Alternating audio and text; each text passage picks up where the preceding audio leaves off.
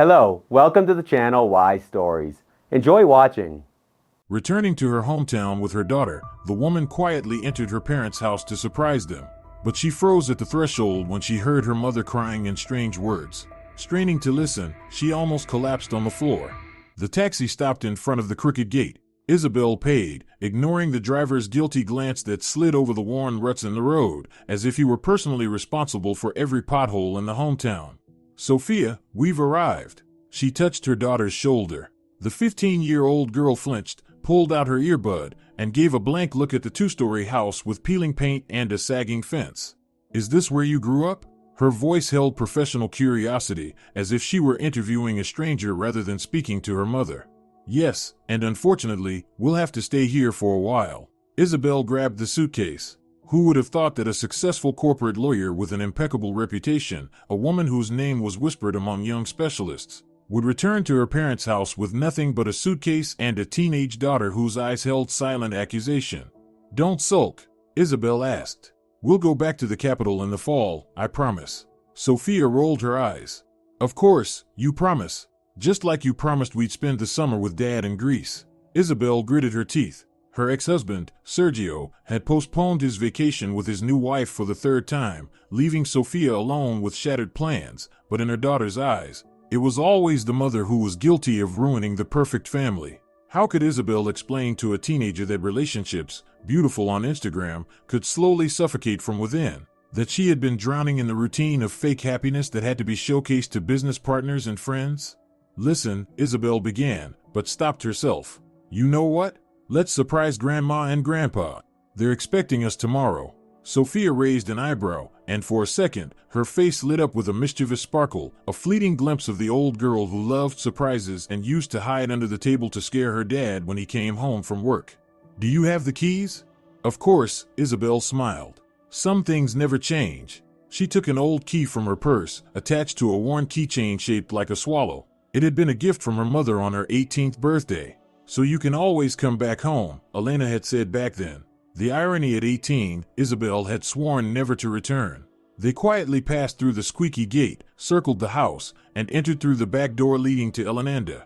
Isabel put a finger to her lips and winked at Sophia, who, despite her apparent indifference, was clearly caught up in the adventure. The familiar smell hit her nostrils, the smell of home, an elusive mix of dried herbs, old books, and apple pie. Isabel felt a tightness in her chest, and her eyes betrayed her as they welled up. 20 years. For 20 years, she had only returned for short holidays, forced smiles, and obligatory conversations. And now, they sneaked through the dark Elenanda. Isabel had already opened her mouth to shout a loud surprise, when she heard voices from the kitchen. "I don't know what to do, Andres." Her mother's voice trembled, breaking into sobs. "He's back and demanding a meeting. Why now, of all times, when Isabel is returning?" "Quiet, Elena." Her father's voice was calm but firm. "He won't destroy our family. Isabel must never know the truth. And what if he finds a way to contact her directly, if—" Isabel felt the ground slip from under her. The ringing in her ears drowned out the rest of the sentence. Who was he? What truth was she never supposed to know? Sophia, who hadn't heard the conversation, was impatiently shifting her weight from one foot to the other. Isabel took a deep breath and stepped into the doorway. "Mom? Dad?" Her voice sounded unnaturally high. There was a pause. A full second of complete silence, when the world seemed to freeze, and then, "Isabel." Elena jumped up from the table, her face, which had just been twisted with despair, now shining with a smile. "You scared us. We were expecting you tomorrow." She rushed to hug her daughter and granddaughter, while Andre stood by the stove, wiping his hands on a towel, his smile not reaching his eyes. "Grandpa." Sophia, suddenly forgetting her teenage aloofness, ran to him and hugged him tightly. "My little city girl," Andre stroked his granddaughter's head. "Look how you've grown." In his eyes, Isabel noticed a hunted look of fear when their gazes met over Sophia's head. He knew she had heard. "How about some tea?" Elena chirped, hurriedly pulling out cups. "Or something to eat? We have cherry pie and fresh cottage cheese." "Mom," Isabel interrupted her, "we're tired from the trip. Maybe we should settle in first?" "Oh, of course, Elena threw up her hands. "Your room is ready, although it's been a while since anyone used it." "I know, Mom," Isabel smiled softly. "Sophia will be comfortable there." "And you?" Her father frowned. "I can take the guest room." A look of relief flashed in her parents' eyes. Isabel's childhood room was filled with photos, diaries, and memories that were best left undisturbed. But now Isabel knew for sure there was something in there that they were hiding. Dinner passed in a strange atmosphere. Grandma and Grandpa bombarded Sophia with questions, carefully avoiding any mention of the divorce and their return to the hometown. Isabel, however, remained mostly silent, observing her parents, searching their behavior for clues, trying to understand what was hidden behind the things she had overheard. "So, which school will you be going to, sweetheart?" Elena asked Sophia. "I don't know," the girl shrugged. "Mom says we're only staying for a while." Elena shot a quick look at her daughter. "Really? I thought you came back for good." "Mom," Isabel put her fork down, "this is temporary. I need to sort out a few things and find a job here. In the fall, we'll return to the capital." "Don't rush to make decisions," Andre spoke carefully. "The town has changed. There are new opportunities. By the way, we even have this new center. What's it called?" "The Family Reconciliation Service," Elena offered helpfully. "Can you believe it? They opened it with a European grant, dealing with conflicts and family issues, just like in the capital." Isabel's interest was piqued. "And who works there?" "Juan Negretti," Elena answered casually, watching her daughter's reaction closely. Isabel flinched. "Juan, of course. Where else would he be but here, in this town that seemed to have preserved all her painful memories?" "Who is Juan Negretti?" Sophia asked, sensing the tension among the adults. "He was a classmate of your mom's," Elena smiled. "A very smart boy, studied psychology, worked in Europe, and now he's come back to start this service. I hear it's a very successful project." "Wow," Isabel responded. "Juan was always so determined." "I heard they're looking for a specialist," Elena casually mentioned, "someone with a law degree." Isabel raised her cup to her lips, trying to hide the tremor in her fingers. Of course. In this town, where everyone knew everything about everyone, her mother had already planned her job placement. "Grandma, where are the photos of Mom from school?" Sophia suddenly asked. "I'm curious to see what she was like at my age." Elena froze, the cup halfway to her mouth. Andre stood up sharply. "It's late. It's time for old people to sleep." "But I haven't finished my food," Elena began, but her husband was already heading for the kitchen door. "You can look at the photos tomorrow," he said from the hallway. "Good night, girls." Sophia looked at her mother and grandmother, confused. "Grandpa is tired," Elena muttered apologetically, "you know, old age." Later, when the house finally quieted down, Isabel snuck into her old room, where Sophia was already asleep. Quietly opening the wardrobe, she pulled out the old photo albums she remembered from childhood. In the soft moonlight, filtering through the uncurtained window, she flipped through the pages. There she was in kindergarten, with braids and a gap-toothed smile. Here, in elementary school, in a school uniform, in a drawing contest where she won first place. And then, Isabel frowned. A strange jump in time. After the photos when she was about 13, there were suddenly graduation pictures. A whole block of photos seemed to have disappeared.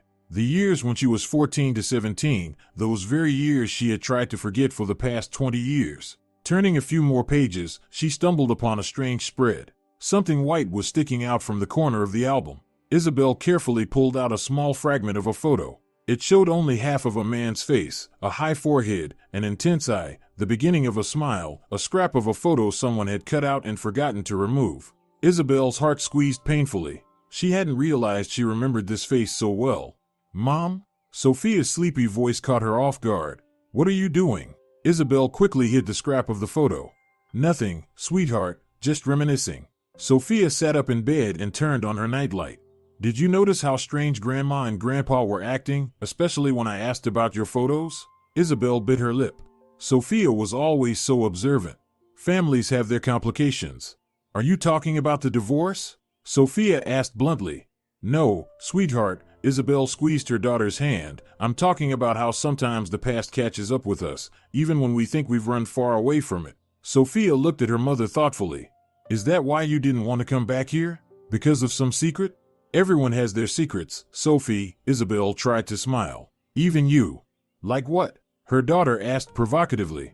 "For example, you act like you hate this little town and dream of leaving, but you've already started a blog called Chronicles of a Provincial Girl and posted 3 stories. Sophia's eyes widened.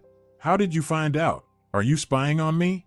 "No, sweetheart, you forgot to log out of your account on our home computer before we left." Sophia blushed.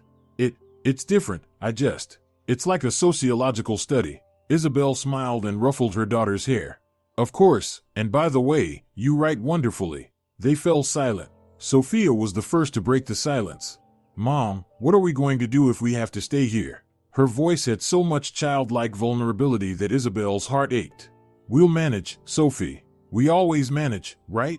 But what if? What if there's something here that could change everything? What if Grandma and Grandpa are hiding something really serious? Isabel sighed, looking out the window at the little town that held the secrets of her youth.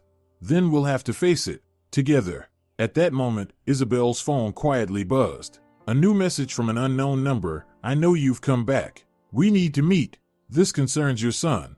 Isabel froze. She didn't have a son.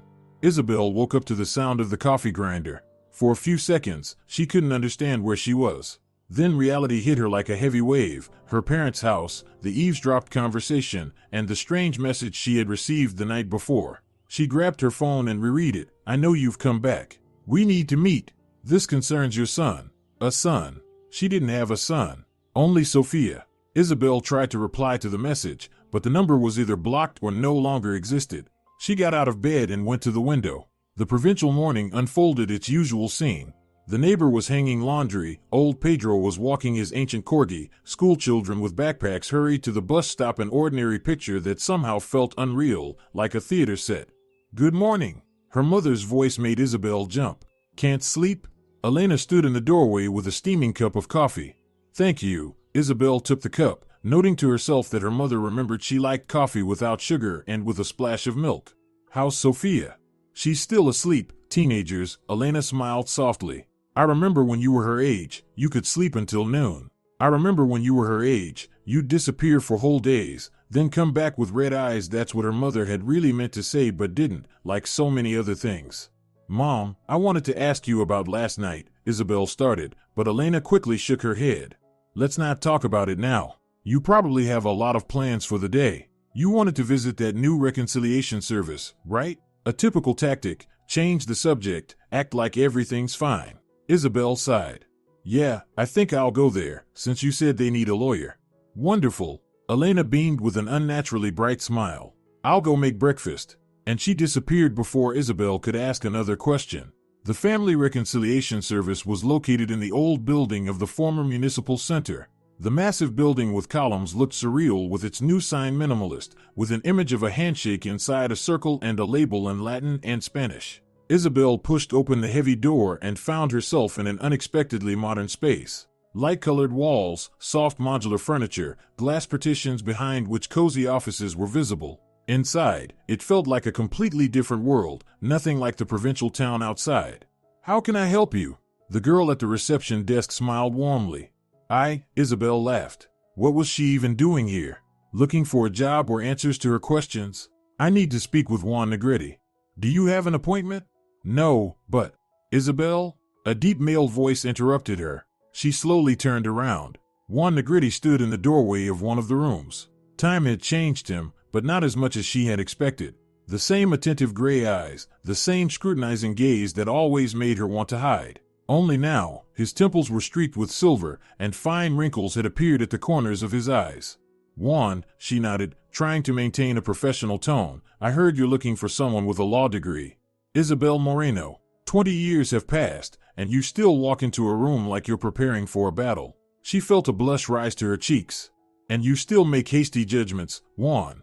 It's not a battle, just an interview. I'm here strictly for professional reasons. He fell silent, studying her with an unreadable expression. You know, in our field, we teach people that sometimes it's worth acknowledging the obvious. There are no purely professional reasons in this town, especially for someone who suddenly returns.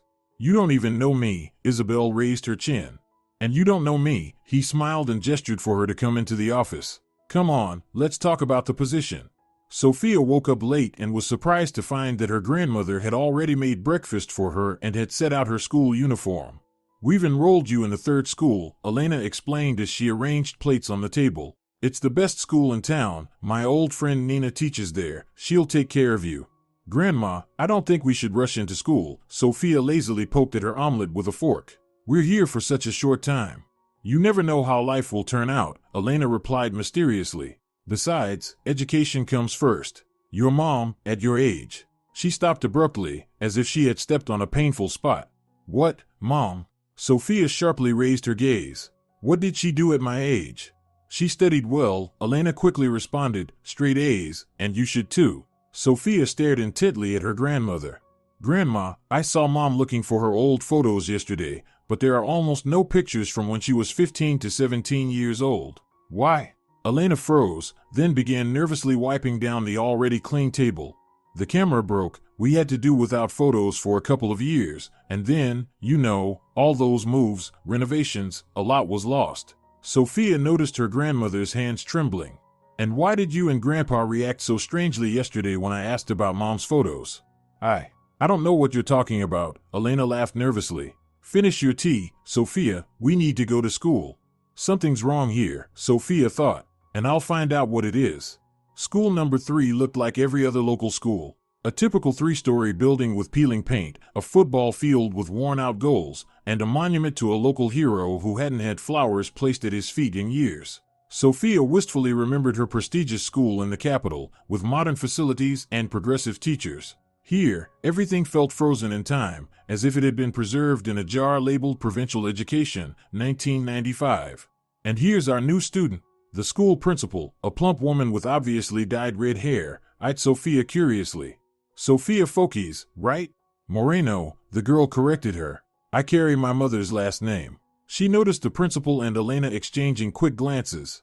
Of course, the principal nodded. Well, welcome to class. Elena, you can rest assured, we'll take care of your granddaughter. When her grandmother finally left, Sophia stood in front of the classroom door. Taking a deep breath, she entered. 25 pairs of eyes were fixed on her. She involuntarily straightened her back, feeling like an exotic animal in a zoo. Guys, this is Sophia Moreno. The teacher hesitated at the surname. She's come from the capital and will study with us. Sophia, sit. The teacher looked around the class, next to Valeria. A tall blonde at the end of the room lazily raised her hand, pointing to an empty seat. Sophia slowly walked between the rows, feeling the stares, hearing the whispers. After years of attending different schools, she had learned to feel the atmosphere of a class in the first minute, and this didn't bode well. Hello, city girl. Valeria gave Sophia a critical look. What brings you to our hole? Family circumstances, Sophia replied briefly, pulling out her tablet. We're not allowed gadgets in class, Valeria said with feigned concern. And by the way, no one here uses such expensive toys, they might get borrowed. It sounded like either a warning or a threat. Thanks for the concern. Sophia tucked the tablet into her bag. I'll keep that in mind. Valeria squinted, clearly not expecting such a calm response. And how long are you staying with us? Not long, Sophia replied, opening her notebook and pretending to be absorbed in writing the date in the margins. Pity, Valeria drawled. We love newcomers, especially interesting ones. Sophia felt a chill run down her spine. The day was going to be long. Your resume is impressive, Juan said, flipping through the documents on his tablet. Lead corporate lawyer, 1 international cases, publications. Honestly, I'm surprised you're considering our position. They sat in his surprisingly cozy office, with bookshelves and photographs on the walls. Isabel discreetly examined the pictures, trying to figure out if he had a family. Life is full of surprises, she shrugged. Sometimes you need to take a pause. So, what position are you hiring for? Mediator lawyer, Juan put the tablet down. We deal with various conflicts, from family to corporate. We need someone who understands the legal side of things but can think beyond the law.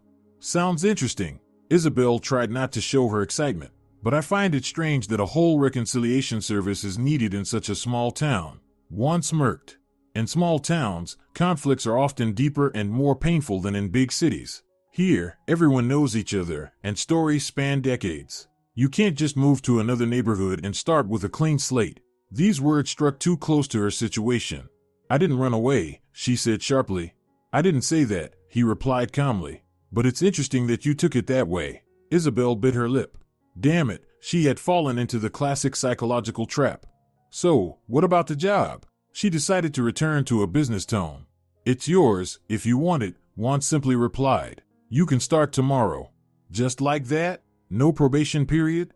In our field, instinct and experience are key, and you have both, he paused. Plus, we really need help with a complicated case. A family conflict, with everything mixed in from child custody to inheritance. Of course, I'll help, the words slipped out before Isabel could think. Great, Juan smiled. Then tomorrow at 9, and, Isabel, he suddenly became serious, welcome home. The phrase sounded like a warning. The evening at the Moreno house began with the traditional family dinner. Sophia was silent, lost in thought after her first day at school. Isabel talked about her new job, carefully avoiding any mention of Juan. Elena was bustling around the table, serving everyone seconds. Andres was mostly silent, occasionally asking about life in the capital. It was an idyllic family dinner scene, if only they knew what was hidden beneath the surface. After dinner, Sophia unexpectedly addressed her grandmother. Today at school, everyone was talking about Mom. For some reason, everyone knows who she is. A silence fell over the table. Elena froze with a plate in her hands. Well, it's a small town, she finally said. Everyone knows everyone, and your mom is remembered as a top student and an Olympiad winner. Strange, Sophia continued, but one girl, Valeria, said something about a scandal. What scandal was related to Mom? Andres suddenly stood up from the table. All those rumors are nonsense. In small towns, they like to make up stories, don't listen to them, Sophia. But, no buts. Andres suddenly raised his voice, then apologized. Sorry, I just don't want you to take that stupid gossip to heart. Isabel watched this scene with growing irritation. Dad, Sophia has the right to know if people are talking about our family at school. Know what? Andres turned to his daughter. That in this town, they love to gossip about anyone who's even a little different from the rest. That here, they still remember every fight, every bruise, every tear shed 30 years ago. Stop pretending everything is fine. Isabel slammed her hands on the table. I overheard your conversation yesterday. Who is he, and what truth am I not supposed to know? Andres froze, his face turning to stone. You've been back for 2 days, and already you're interrogating me? Some topics are better left untouched, Isabel. I'm not a child you can send to her room. I have the right to know if it concerns me and my daughter. Please, not now, Elena pleaded, not in front of Sophia. Isabel stopped herself, seeing the pale face of her daughter. It was the first time she had seen her usually composed mother raise her voice. Sorry, Isabel squeezed Sophia's hand. You're right, Mom, not now. Andres silently left the kitchen. Elena began loudly clattering the dishes, pretending nothing had happened. Isabel exchanged a long look with her mother, which held an unspoken promise. They would definitely talk about this in private. Late in the evening, after everyone had gone to their rooms, Isabel decided to go for a run to clear her mind. Throwing on her sports gear, she quietly slipped out of the house. The town looked strangely peaceful at night. The sparse streetlights illuminated empty streets, with an occasional car driving by. Isabel ran down her familiar route, past the old park, the former house of culture now turned into a shopping mall, and the playground where, seemingly in another life, she used to swing with Juan. Memories hit her in waves, and Isabel picked up her pace, almost as if she were trying to outrun them. Suddenly, she noticed the headlights of an approaching car. Unconsciously, she stepped back into the shadow of the trees, a habit from the days when a nighttime encounter with a patrol car meant trouble. The car slowly pulled up to the house across the street and stopped. Isabel recognized the house. It was her childhood home, and the man who got out of the car was her father. Andres quickly looked around and leaned into the driver's window. A brief conversation, then he accepted a package and returned to the gate. The car turned around and drove off, but not before Isabel had noticed the silhouette of the driver. She thought it looked like a middle-aged man with a military bearing. Her heart skipped a beat. What secret meetings was her father holding in the middle of the night, and how were they connected to the person who had resurfaced? With these thoughts, Isabel headed back home, already knowing that sleep would elude her tonight. On the wall near the main entrance to the family reconciliation service, a fresh graffiti message read, Western Rot. Isabel paused, staring at it before pushing open the door. Good morning, the receptionist greeted her. Juan is already waiting for you, and your first clients are here too. Isabel's heart tightened. Her first day at work, and a difficult case right away. But if she had managed international court cases, surely she could help resolve a family conflict. Our clients will arrive in half an hour. Juan greeted her in his office. Let me first bring you up to speed and explain our methods. He pointed to a wall with a diagram labeled feelings, interests, decisions. Our method is based on transformative mediation.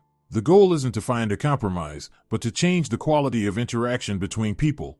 Sounds like a Western method, Isabel nodded toward the graffiti outside. The locals aren't thrilled, huh? Juan smirked. In the province, people are always wary of new things, but gradually they're starting to understand that we're not imposing foreign values, we're simply giving them tools to solve problems. And what problem are we solving today? Isabel got to the point. It's a long story. Juan handed her the case file. Elena Mendez, 55, is in conflict with her son Alejandro, 20, who is restricting her access to her grandson, and she accuses his wife, Carmen, of turning him against her. Isabel flipped through the case file, noting Elena's emotional description of her ungrateful son and Alejandro's restrained but firm statements about the need to set boundaries. "This seems familiar," she muttered. "Are you thinking about your mom and your relationship?" Juan looked at her with professional insight. "I think you analyze too much," she snapped, closing the file. "When will they arrive?" "Right now." Juan nodded to the monitor showing the surveillance camera at the entrance, where an elderly woman was determinedly pushing open the front door, followed by a man with a tense posture. "I gave him my whole life." Elena Mendez's voice rang with outrage. "I gave up personal happiness, a career, and now he lets this woman forbid me from seeing my own grandson." They sat in the mediation room, a neutral space with a round table and soft lighting. The walls were painted a light blue, creating a sense of calm that was clearly lacking in the conversation. "Mom, Carmen isn't forbidding me," Alejandro explained patiently, tightly gripping the armrest of the chair. "She just asks that I call before coming and not criticize her parenting methods. You'd be nothing without me. I did the impossible to make sure you—" "Elena," Isabel gently interrupted, "your love for your son is obvious, but don't you think real love sometimes means letting go?" Elena fell silent as if she had been slapped.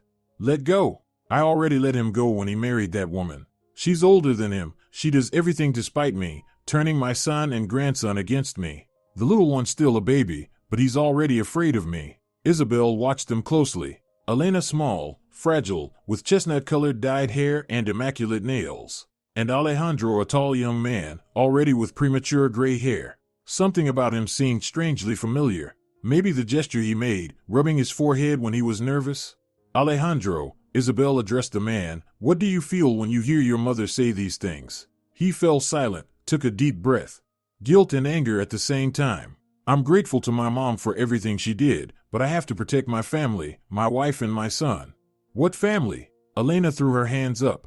"I'm your family. I raised you alone. Your wife is just the woman you live with. She could leave at any moment, but I'm your real family, your blood." An awkward silence followed.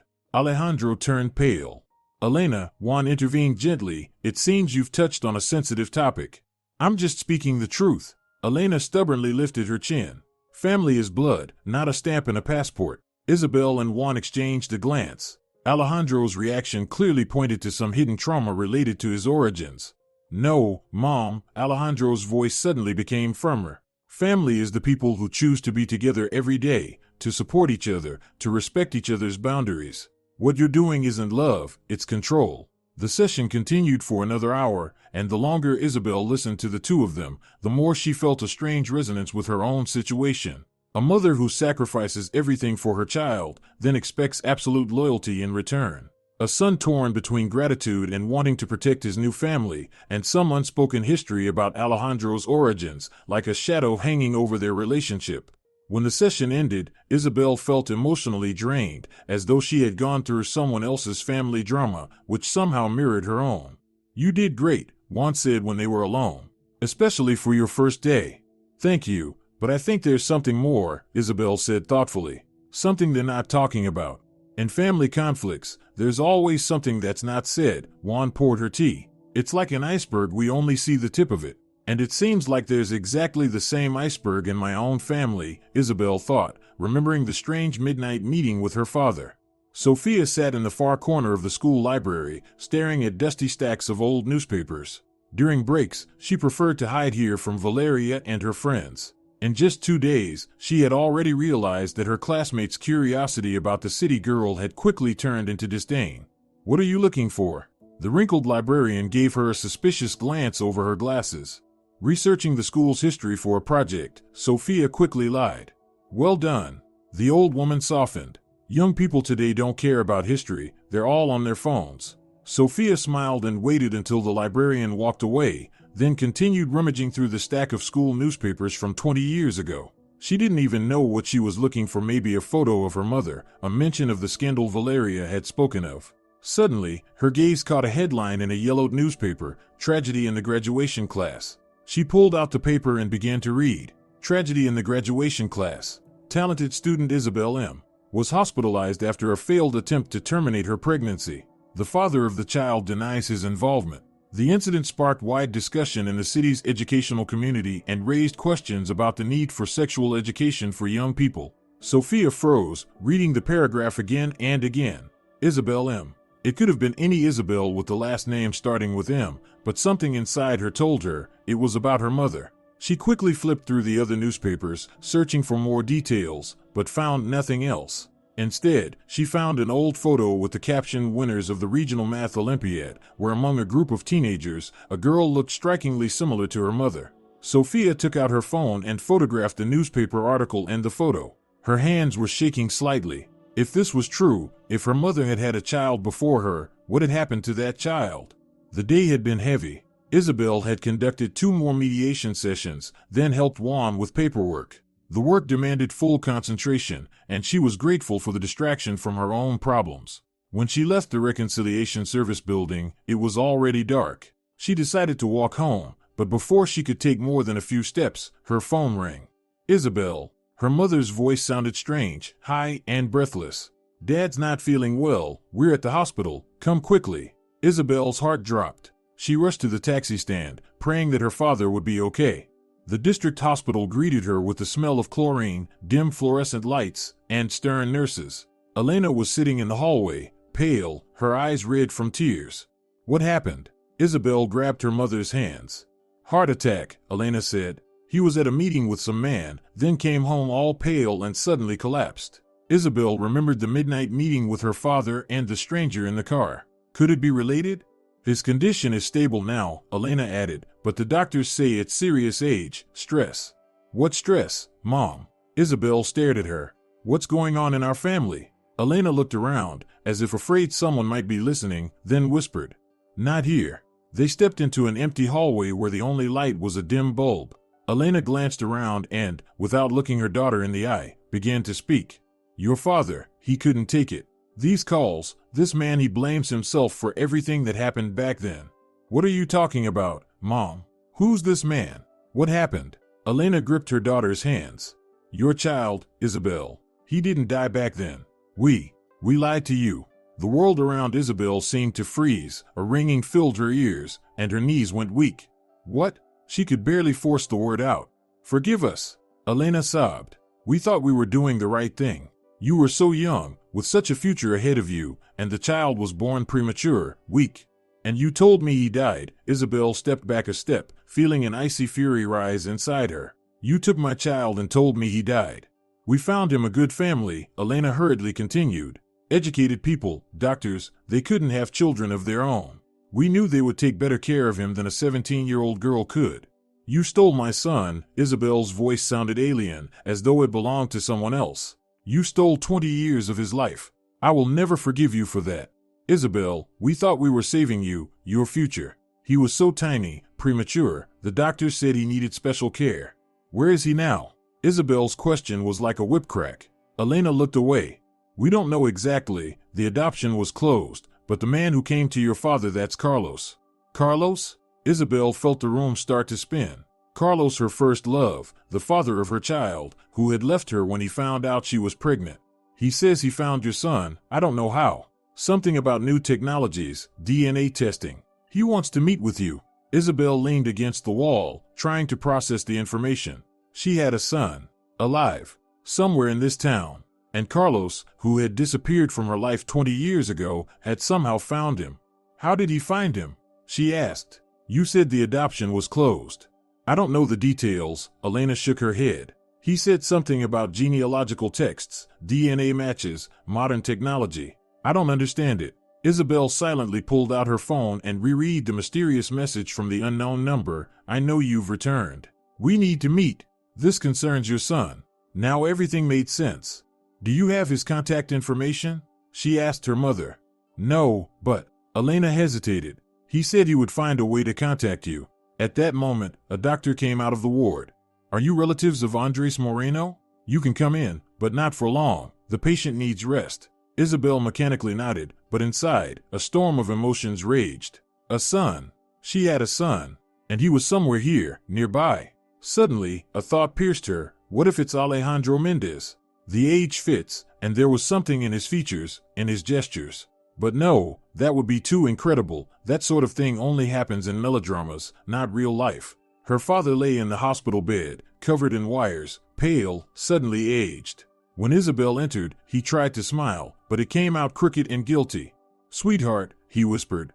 "Dad." Isabel sat beside him, struggling with conflicting emotions, anger, pain, fear of losing him. "How are you?" "I'll live." He weakly squeezed her hand. "Forgive your mother and me." "For what?" Isabel decided she wanted to hear the confession from his own lips. Andres closed his eyes. "For what we did to your child."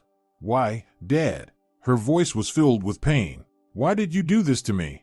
We thought we were protecting you." His voice trembled. "You were so bright, with such a future ahead of you, and then there was the pregnancy, the shame, the small town where everyone knows everything about everyone, and that boy who left you. You could have supported me." Isabel held herself back from shouting. "I could have handled it. We could have handled it together." "We were scared," Andres simply said. "And when the baby was born early, so tiny and weak, the doctor said he needed special care, constant monitoring. We couldn't afford that." And then she suggested. "What doctor?" Isabel tensed. "Mendez. Elena Mendez." Isabel felt the ground slip from beneath her. Elena Mendez. The very same Elena Mendez who had sat across from her today at the mediation session, accusing her son of ingratitude. Her son. "Oh my God," Isabel whispered. "Alejandro is still my son." Andres nodded. "What did you say?" "I didn't hear you." But Isabel remained silent, and he continued. "So, Mendez was the doctor at the maternity hospital. When she saw your baby, she said she would help find a good family, one that could give him a better life than we could, and that it would be better for you to think he died than spend your life torturing yourself over a child you couldn't provide for." Isabel covered her face with her hands. Everything was falling into place. Elena, who had clung so desperately to Alejandro, who had felt something wrong in their relationship, and that strange phrase about real family and blood relations. "This Mendez, I met with her today. Does she know who I am now?" Isabel asked. "I don't think so," Andres shook his head. "And after all these years, she won't recognize us." Isabel remembered Elena's intense gaze during the mediation, her strange nervousness. Maybe she still suspected something? "And Carlos, how did he find out?" "I have no idea." Andres looked exhausted. "He showed up a week ago, said he was back in town for work and accidentally came across a genetic match during some medical test, modern technology." Isabel nodded. Genealogical DNA testing was becoming more popular, and that explained how Carlos might have found the son without even knowing his name. "I have to meet with him," she said. "With Carlos." "Be careful," Andres warned. "He's changed, become influential, and I think he has hidden motives." Isabel wanted to ask more, but at that moment, a nurse came in. "Visiting hours are over. The patient needs rest."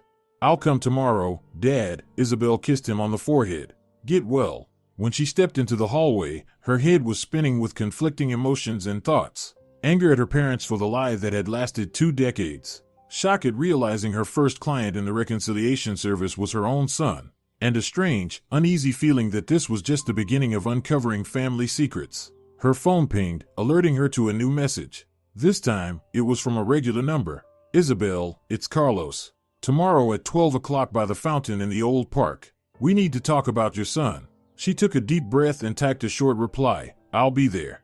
Late in the evening, when Isabel returned home, she found Sophia sitting at the kitchen table with a cup of tea. In the dim light of the night lamp, her daughter looked strangely mature and serious. "How's Grandpa?" Sophia asked. "Stable." Isabel sat down across from her. "The doctors say there's no danger, but he needs monitoring." Sophia nodded and silently handed her mother the phone with an open photo of a yellowed newspaper page. Isabel glanced at the screen and felt the blood drain from her face. Tragedy in the graduation class. Talented student Isabel M. was hospitalized after a failed attempt to terminate her pregnancy. "Mom," Sophia's voice trembled, "is this about you?" Isabel closed her eyes, too many revelations for one day, but she couldn't lie to her daughter anymore.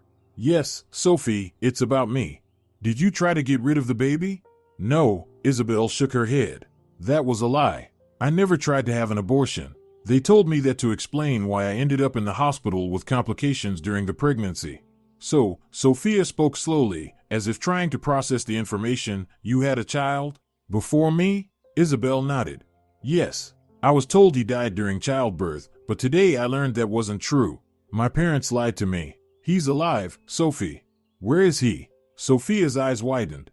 Here, in this town. Isabel looked out the window, where the quiet town spread out beneath the night sky, holding so many secrets, and I just found out who he is. Isabel arrived at the park earlier than the scheduled time.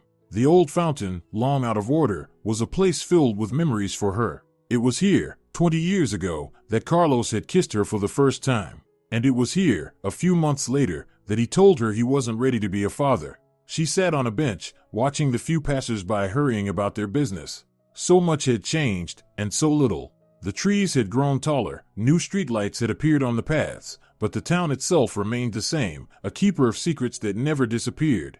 Isabel? She recognized his voice without even turning around. Deep, slightly raspy. She slowly turned her head. Carlos Aguila stood a few steps away, a fit man with distinguished gray streaks in his dark hair, wearing an expensive but understated suit. The years had turned the insecure young man into a successful professional, exuding strength and calm. Carlos, she nodded, maintaining an outward calm, though her heart pounded desperately. You didn't even give me a chance to explain, he began, cautiously stepping closer. You just disappeared. Explain what? Her voice became steely. How you abandoned your own child. How you told me to get an abortion, and when I refused, you just vanished. I was scared and stupid. He sat down next to her on the bench, keeping a distance between them. But I came back for you a month later, and your parents said you lost the baby and went to study in the capital. I looked for you for years. You looked for me? These words took her by surprise. Every year, I checked alumni databases from law schools, kept an eye on professional websites. I knew you'd want to be a lawyer. His eyes showed sincerity. But you changed your last name to your mother's maiden name, and then, as time went by, you built your career, and I decided you had your own life. Isabel struggled to hold back her emotions. What's changed now? I'm now in charge of the genetics department at the regional hospital, he said. 3 months ago, a man came to us, looking very much like me in my youth, to take a genetic predisposition test. It's a routine procedure, we do hundreds of them. But something made me double-check when the results came in. He had a strong genetic connection to you, Isabel guessed. Yes, a match on the father-son level. I couldn't believe it. Carlos leaned forward. Isabel, did you lie to me? You told me the child died, but you... I didn't say anything. Her voice cracked. My parents lied to me. They told me our son died during childbirth, but they gave him up for adoption. Carlos looked at her in shock. My God, they lied to both of us. An awkward silence fell between them, filled with the pain of loss and the realization of deception. I found out who he is, Carlos finally spoke. Alejandro Mendez, the son of the chief doctor of the maternity hospital, Elena. I know, Isabel replied quietly. He's my client at the reconciliation service. What an unbelievable coincidence. Carlos shook his head. I don't think it's a coincidence. Isabel looked into the distance. My colleague, Juan Negretti, did he know? Yes. I reached out to him when I found out you had returned. He said he would try to create a situation where you could meet Alejandro without too much upheaval. That's why Juan hired me so easily, Isabel thought bitterly. Juan knew everything and manipulated the situation. Does Alejandro know? She asked, afraid of the answer. No. I couldn't bring myself to tell him. It's too complicated. He has his own life, a family. I don't have the right to intrude. But you have the right to track him down and collect his DNA without permission. I didn't collect it. Carlos looked offended. He came in for the genetic test himself, and the match was found automatically. Isabel sighed. Too much information, too many emotions. What do you propose we do? She finally asked. Nothing, Carlos answered simply. Or everything. It's up to you. You're his mother. The word mother cut through Isabel's heart. She wasn't Alejandro's mother. She hadn't rocked him to sleep when he was sick. She hadn't taught him to walk. She hadn't taken him to his first grade. Elena Mendez had been his mother, with all her faults and manipulations. I don't know what to do, Isabel admitted. I can't just barge into his life and claim my rights, but staying silent feels like betraying him all over again. I understand. Carlos gently touched her hand. I'll be here, whatever you decide. We both made mistakes, but it's not too late to fix something. Isabel looked at him with a new feeling, not the old youthful infatuation, but something deeper, an understanding of shared pain and shared loss. Tell me about your life, she asked. What happened these 20 years? Sophia sat at the table in front of her laptop when her grandmother entered with a tray of cookies and tea. Studying? Not exactly. Sophia turned the screen towards her. I'm writing a blog post about what it's like to be in a small town where everyone knows everything about everyone. Elena sat down next to her. It's hard, I understand, especially when you find out your mother had another life, other secrets. Did Mom tell you? Sophia tensed. No, but I saw you yesterday in the kitchen, Elena sighed. Now you know about her first child. My brother, Sophia said the word as if testing it. It's strange to think that there's someone related to me living here, and he's my brother. Aren't you angry at your mother? For keeping it hidden? No, Sophia shook her head. She thought he died. It was you and Grandpa who hid the truth. Elena flinched at her granddaughter's bluntness. We thought we were doing the right thing. Taking her son away? Sophia's voice carried an adult reproach. You don't know how it was back then, Elena whispered. Isabel was so young, pregnant, abandoned. The town was full of rumors. She couldn't go outside without someone pointing at her. And then, the premature birth, the weak child. Elena Mendez seemed like a savior, a serious doctor, promising to make everything right, find a woman with a husband, money, and opportunities. Did you ever think that Mom might have been able to handle it? That she had the right to know and decide for herself? Handle it? Elena bitterly smiled. A child who needed special care, without an education, without money, without the support of the father. In a town where everyone pointed fingers at her. Sophia paused. She often forgot that 20 years ago the world was a very different place. What now seemed like a solvable problem could have looked like the collapse of a whole life back then. You could have supported her, she quietly said. Been there for her, helped. We thought we were giving her a chance for a new life. Elena wiped away a tear. That she could leave, get an education, find a worthy man, and not be tied to the past that caused her so much pain. They fell silent, each thinking their own thoughts. Finally, Elena touched her granddaughter's shoulder. Sometimes, Sophie, we make terrible mistakes with the best of intentions. And sometimes the hardest thing is admitting those mistakes and trying to fix something. Sophia looked at her grandmother carefully and suddenly realized that she no longer saw an authoritative woman manipulating the fates of others, but just an elderly, tired person, worn out by her own mistakes. Tell me about Mom, she asked. What was she like at my age? Truly, without any embellishments. Elena smiled through her tears. She was as stubborn as you, and as smart. After a long conversation with Carlos, Isabel headed to the hospital to visit her father. She was overwhelmed with conflicting emotions. The anger towards her parents was slowly being replaced by the bitter realization that they had acted out of fear and a misguided sense of protection. Entering the hospital building, she bumped into a woman leaving her father's room. Their eyes met, and Isabel froze. Elena? Elena Mendez, her client from yesterday, her son's mother, stood before her, clearly startled by the encounter. Isabel, she quickly regained her composure. I was checking on your father, as a doctor. Of course, Isabel nodded, trying to steady the tremor in her voice. How is he? Stable, but he needs observation. Elena spoke coldly and professionally, but her gaze was uneasy. I have to go. Elena, Isabel stopped her. Did you know who I was when you came for the mediation? The older woman flinched.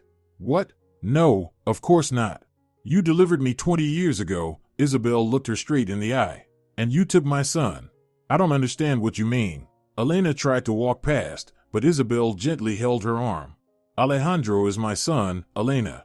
Mine and Carlos Aguilar's, and I think you've always known that. The elderly woman's face contorted, as though a mask had cracked, revealing pain and fear.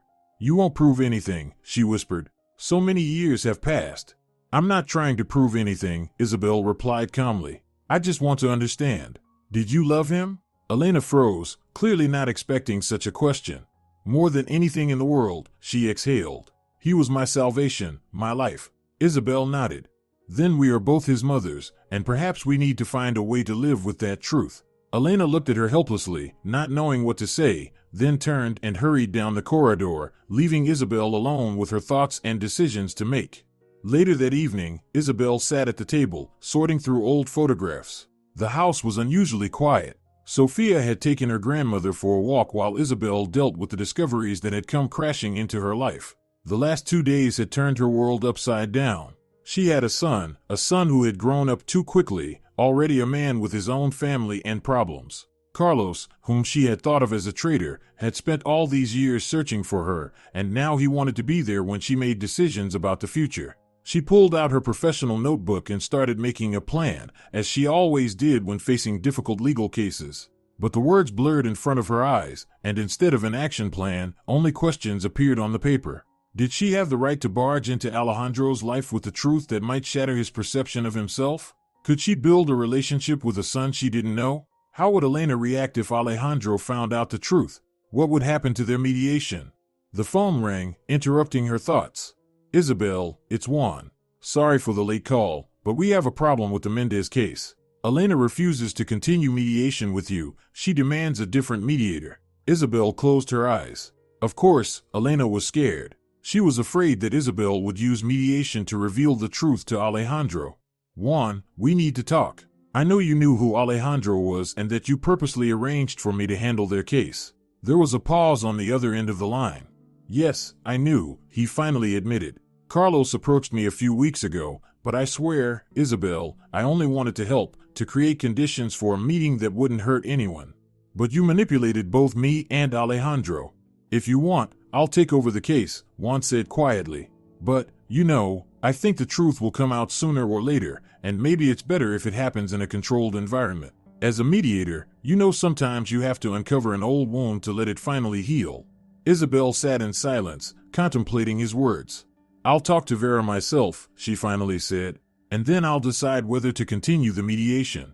She hung up and looked at the photos spread out in front of her. In one of them, the oldest one, she was pictured pregnant. A rare shot, miraculously preserved, a lonely 17-year-old girl with frightened eyes and a hand instinctively protecting her stomach. She had run from her past for so long, maybe now it was time to stop and face it. Isabel opened her desk drawer and pulled out a small cardboard box that her mother had given her years ago with the words, "This is from your child." Inside was a tiny blue sock and a hospital tag. The tag read, Moreno, boy, weight, birthmark on right hand in the shape of a crescent moon. Isabel froze. A birthmark. When Alejandro rolled up his sleeves during the mediation session, she had noticed a birthmark on his right hand. A crescent moon-shaped birthmark. The last doubts disappeared. This was her son. And now she had to make the hardest decision of her life, what to do with this knowledge.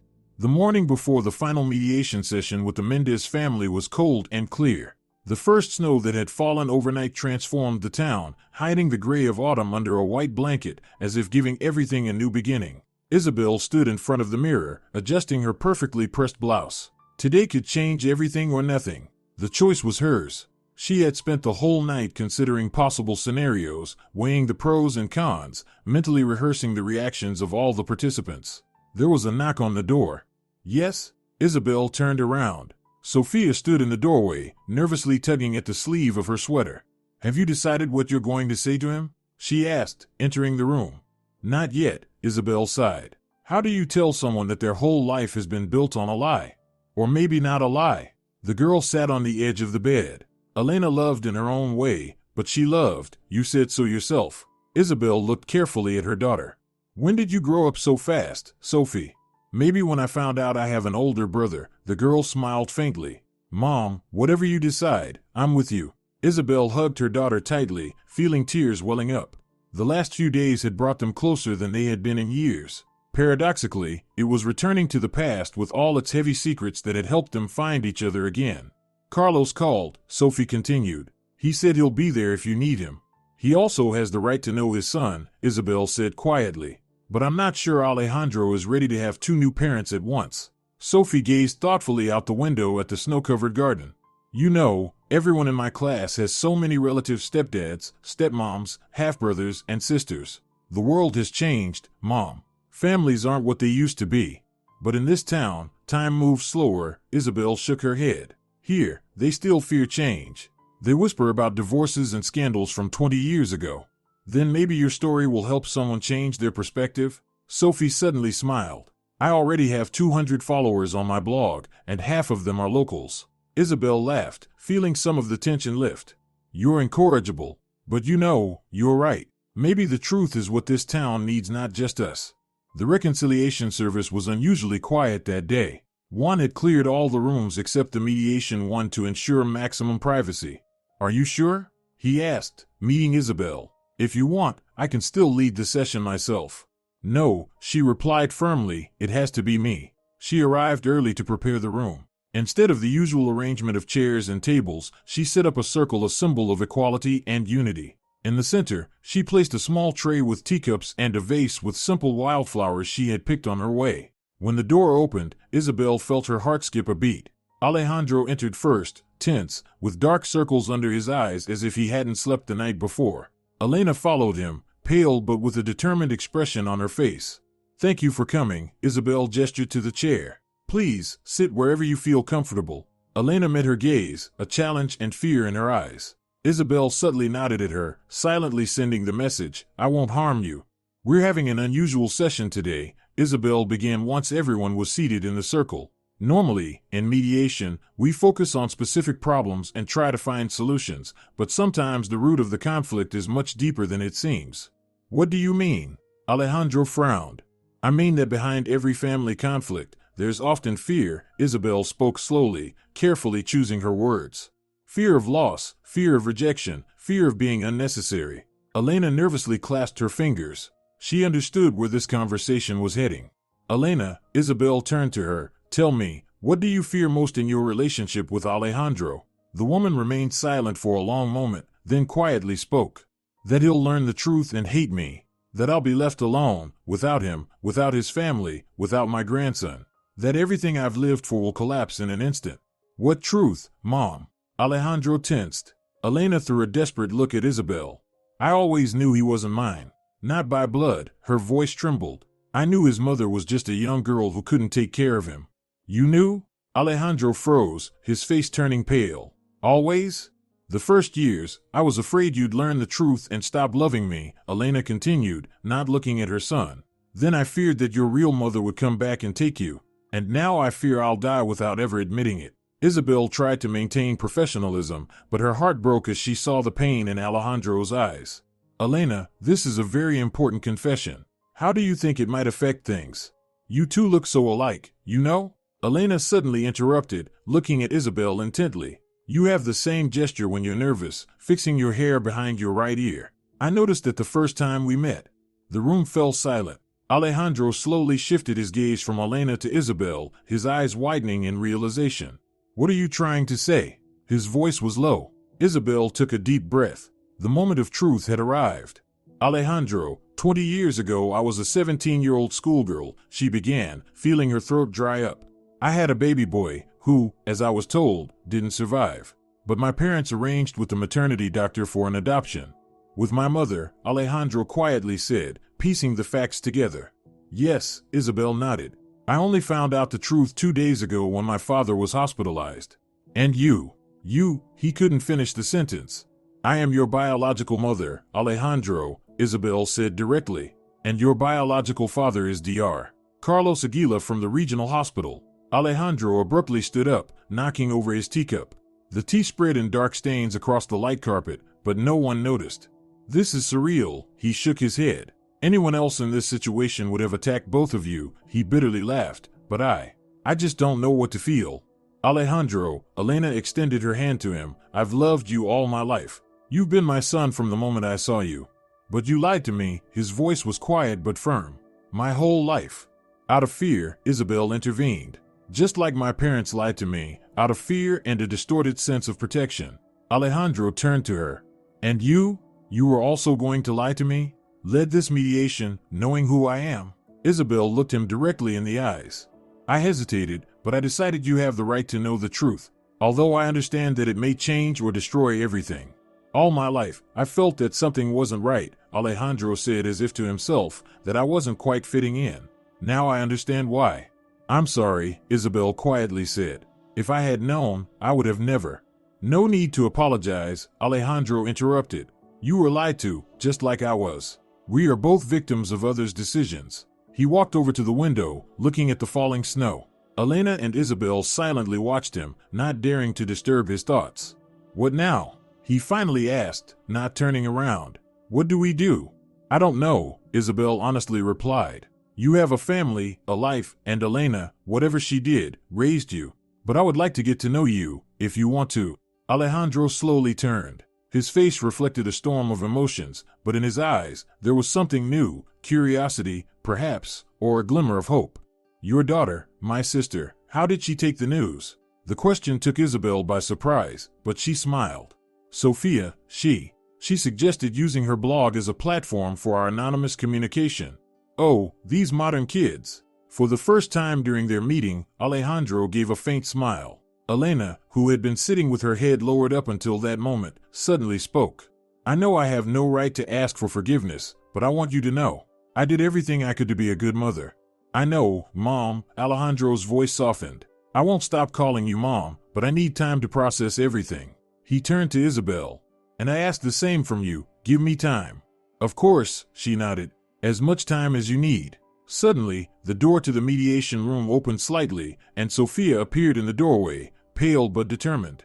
Sorry, she quickly glanced at Isabel. Mom, Carlos is here. Isabel saw how Alejandro tensed. Too many shocks for one day. I didn't plan this, she hastily said. If you're not ready. No, Alejandro said suddenly, firmly. Since we're revealing the truth, let's reveal it all. I want to see my father. Almost an hour later, Isabel left the reconciliation service on a truly wintry day. Snow was still falling, softly covering the ground, erasing the traces of the past, and creating a clean canvas for the future. Juan was waiting for her on the porch. How did it go? Hard to say, she sighed. What counts as success in a situation like this? Everyone's alive, no one ran off screaming, but how much pain, Juan, so much pain we've caused each other out of fear. And now? Now, Isabel watched as Sophia and Carlos talked by the car, and Alejandro said his goodbyes to Elena by the entrance. Now we'll learn to live with the truth, and maybe we'll create a new model of family. Not perfect, complicated, uncomfortable, but honest. Juan smiled. You know, that's one of the reasons I've always been in love with you. You never look for the easy way out. Isabel looked at him in surprise. What? Forget it, he waved his hand, not the right moment. You already have too many emotions today. She gratefully touched his hand. Thank you. For everything. Isabel walked down the steps and stopped, unsure of where to go next. To Sophia and Carlos? To Alejandro? Or simply step aside and give everyone space? At that moment, Sophia noticed her and waved. Smiling through her tears, Isabel walked towards her daughter. She didn't know what the future would bring. Could she build a relationship with a son she hadn't raised? Would she and Carlos find new understanding after so many years apart? Would she ever fully forgive her parents? There were more questions than answers. But one thing Isabel knew for sure, she had passed the point of no return.